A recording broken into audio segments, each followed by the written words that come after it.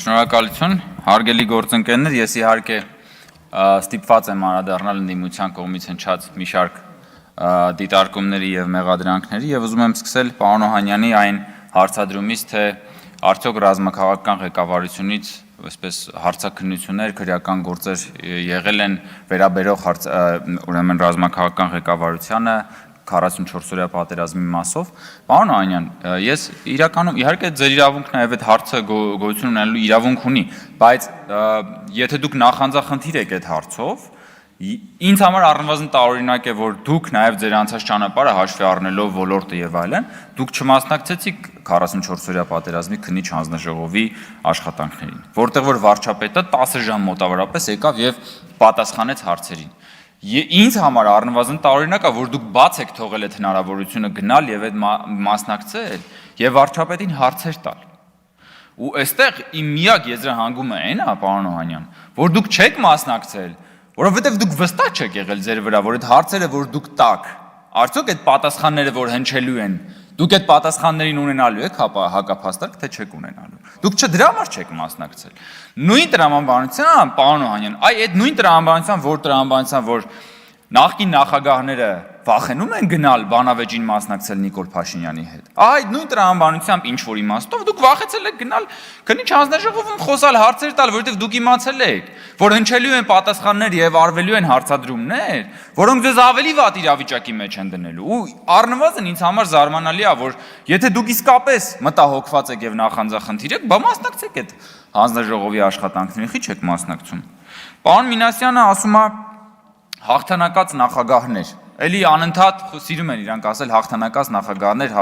նախագահներ։ Ես մի քանի անգամ ասել եմ, բայց չեմ հոգնի հիշեցնել, այդ հաղթանակած նախագահների հաղթանակի հետևանքը եւ արդյունքը Հայաստանի համար ո՞րն էր, ժողովուրդ։ 94 թվականի հրադադարից հետո, այդ հաղթանակից հետո պետք է հաղթական պտուղներ լինեին, չէ՞։ Որոնք էին հաղթական պտուղները 96 թվականի կեղծված ընտրությունները, որը որ դրվեց Հայաստանի Հանրապետությունում ժողովրդի կամքը բռնաբարելու բանը ինքնակատարելագործվող ինստիտուտը, որը որ Ռոբերտ Քոչարյանն ու Սերժ Սարգսյանն էլ կատարելագործեցին ավելի ու ավելի, դա էր հաղթանակածը։ Բաններ գողապետության արմատավորումներ հաղթանակածը, որ էլի հիմք դրվեց ձեր սիրելի նախագահների կողմից։ Գույք պարկի դիմացներ հաղթանակածը, քաղաքական սպանություններն էին հաղթանակածը, 3 նախագահների օրոք Հայաստանից անվերադարձ ավելի քան 1 միլիոն մարդու հեռանալն է հաղթանակը, սա է ձեր հաղթանակածը, որ ասում եք հաղթանակած։ Այդ հաղթանակը պիտի ունենա դափնիներ եւ այդ հաղթանակը պիտի ունենա հաղթական արդյունքներ եւ ոչ թե արդյունքներ, որի արդյունքում մարդիկ սպանվում են, որի արդյունքում մարդկանց թույլ չեն տալիս կատարել ընտրություն, գողանում են նրանց ընտրության իրավունքը, որի արդյունքում մարդիկ թողում են պանդղտանում են սեփական երկրից գնում են իրենց երեխաների եւ ընտանիքների հետ, դա հաղթանակը։ Ոնց է դա հաղթանակ։ Խոսում եք բաների, ասում եք կառուցել են հաղթանակներ եւ հպարտ եւ ուժեղ Հայաստանը։ Բա հպարտ եւ ուժեղ Հայաստանից մարդը հոմազուխից չի որ թողի գնա ուրիշ օտար ափերում ապրի։ Մարդը ուզում է մնա եւ ապրի հպարտ եւ ուժեղ Հայաստանում, կրի եւ հպարտ եւ ուժեղ Հայաստանի հպարտ եւ ուժեղ անձնագիրը։ Բա ձեր հաղթանակի բանը, դրոշմը, հենց այդ իրականությունն է, որ դուք ստեղծել եք։ Ձեր հաղթանակի դրոշմը հենց այն ապօրինի գույքի բռնագազման օրենքով հայցադիմումներն է։ 500 միլիոն հետ վերադարձնա 1.5 միլիարդ դոլարի հայցադիմումներն են, որոնք որ դատարանում կան։ Այսօր գլխավոր դատախազը նաև մասնավորեցրեց Ռոբերտ Քոչարյանի ընտանիքի հետ կապված բանը, թե ինչա պահանջվում ուրեմն այս պահին դատախազության կողմից Ռոբերտ Քոչարյանից եւ նրա ընտանիքի անդամ։ Բա դրանից խոսացեք։ Եկել եք այստեղ ժողովուրդ ջան, բանը Տիկին Խամոյանը, Տիկին Գրիգորյանը Ֆեմիդայի կերպարանքով ամեն անգամ գալիս եք եւ այստեղ բան եք անում, իրավապահ մամիների նկատմամբ բաներ եք գեներացնում։ Բա մի օր խոսացեք նաեւ այդ հարցերից։ Խի չեք խոսում։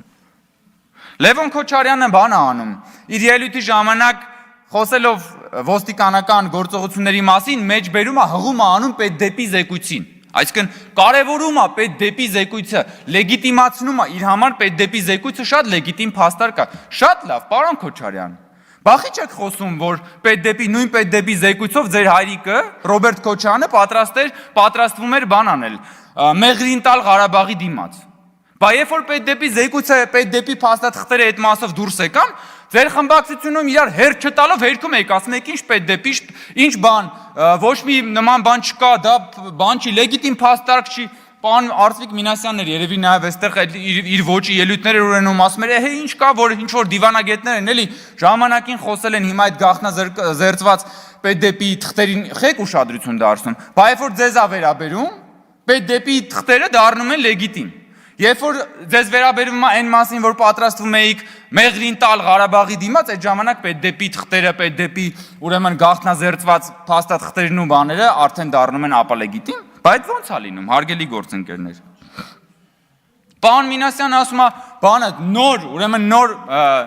նոր մեղադրանք է գեներացրել մեր ընդդիմությունը։ Ասում էին դուք մեզանից խլում եք Արարատը, դուք մեզանից խլում եք սա, հիմա ասում է դուք մեզանից խլում եք տոները։ Դուք մեզանից ասում եք խլում եք տոները։ Բայց տոների ժամանակ այդ տոները ձեր համար ժողովուրդ ընդամենը եղել են կենաց։ Այդ տոները ձեր համար եղել են կենաց։ Դուք տոնի օրերին գնացել եք կենաց եք ասել, ճամարտակել եք, sense ճոռոմա բանել եք, պերճախոսության պես ձև բաները, դիֆերամբներ եք ձոնել, հետո գնացել եք սկսել եք իրար մեջ անել։ Սկսել եք իրար մեջ արդեն պետությունը, գույք պարտքի դիմացը, բանը, քվոտաներով մեկը մյուսին, բանը, ատկատները եւ այլն, էս է եղել ձեր իշխանությունը։ Ու դա որպեսի ծխածածկույթ ապահովեք դրա համար, այո, տոների ժամանակ այդպես բան է եղել, sense հերոստատուտը միացնում է իր բանը, պաթոսը sense ցփնում էր։ Այդ է ձեր բանը եղել։ Ձեր իշխանությունը այդ է եղել, հիմա եկել է ասում եք տոները մեզանից խլում եք տոները, թազա մեղադրանք է, տոներն եք ձեզանից խլում, հարգելի գործընկերներ։ Չէ, իղձերի մասին դե ես ասեցի, որովհետև այո, ունեցել են իղձ հարգելի գործընկերները, ունեցել են իղձ Հայաստանը դարձնել միութենական պետության մաս, ունեցել են իղձ Հայաստանը դարձնել ծայրագավառ, եւ այո, մենք մինչև այս պահը խլել ենք այդ իղձը նրանցից, եթե կարելի է այդպես ասել։ Այո, մենք խլել ենք Հայաստանը ծայրագավառ դարձնելու իղձը ոմանց։ Թույլ չենք տալու դա։ Ոչ մի կերպ թույլ չենք տալու դա։ Ու դրա համար էլ մենք տեսնում ենք այս ամեն ինչ։ Դրա համար Ռոբերտ Քոչարյանը մեղադրում է, որ Հայաստանն է պատերազմը սկսել։ Ընդ որում էսի ձեր հաղթած նախագահներն են, Էմյուսն էլ Սերժ Սարգսյան, եթե հիշում եք մի հատ ուրիշ հարցազրույցի ժամանակ։ Էլի մեղադրում էր, որ Հայաստանից էլի քաղաքացիական բնակչության վրա բաներ է գնացել։ Հարվածներ է գնացել։ Սա երկու նախագահների կողմից Հայաստանի դեմ, սեփական պետության դեմ ցուցմունք տալու մի այլանդակ դրսևորում է ժողովուրդ, ու դուք եկել եք հələ խոսում եք բաների մասին, սուտ մատնություն է սա, այո։ Սա սեփական պետության դեմ սուտ մատնություն է, հիմա ինչ եք եկել բաներ եք խոսում ստեղ, փորձում եք մարդկանց բան անել, էմոցիաներով sense ինչ որ հիպնոզացնել, հա։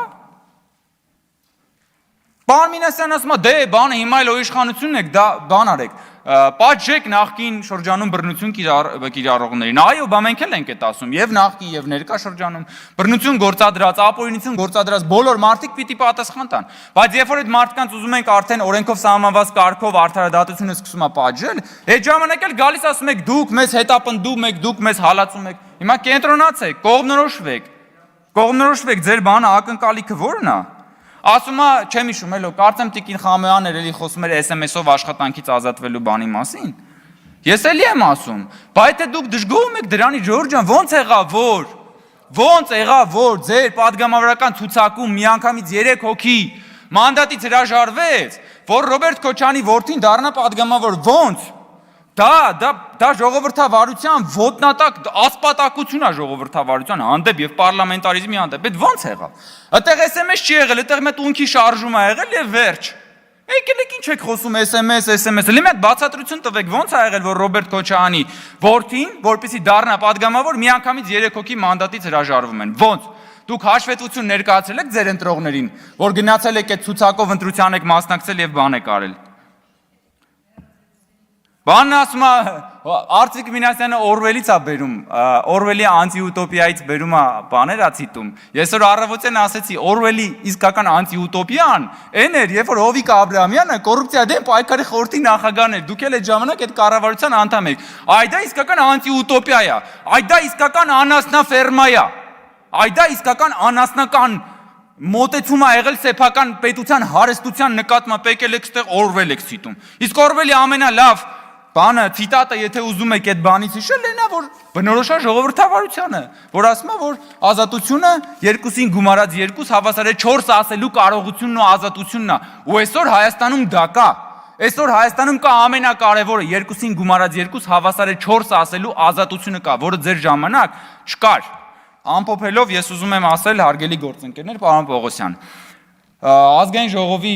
օրենսդրական փոփոխության արդյունքում թե քննչական կոմիտեն, թե հակակոռուպցիոն կոմիտեն ներկայանում են տարեկան հաղորդմամբ,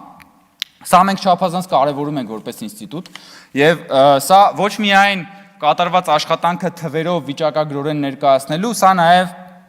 կոմիտեների կողմից հանրության հետ երկխոսելու հրաշալի հնարավորությունն է, որովհետեւ ձեր մարմինների աշխատանքը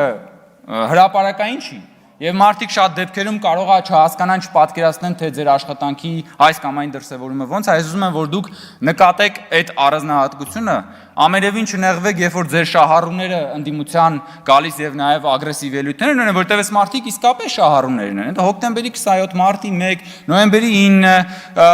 ապօրինի ծագման